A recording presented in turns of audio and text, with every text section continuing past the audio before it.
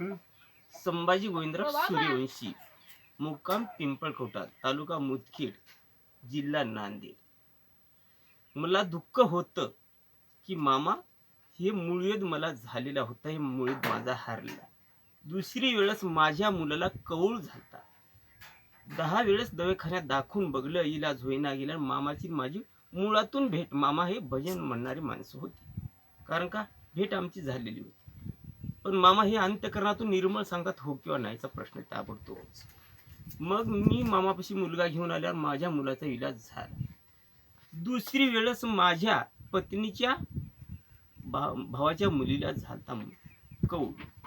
तिचाही कौळ कमी झालाय. कारण का मी सत्य बोलतो. बोले तैसे चाले त्याचा वंदावे पाऊले तसे मामाची बोल हात म्हणून मामाची पाऊल मी केव्हाही ओढून देतो. माझी कंटिन्यू हो तो होच सांग म्हणजे अशी आहे. माझं मला खोटी गोष्ट येत नाही.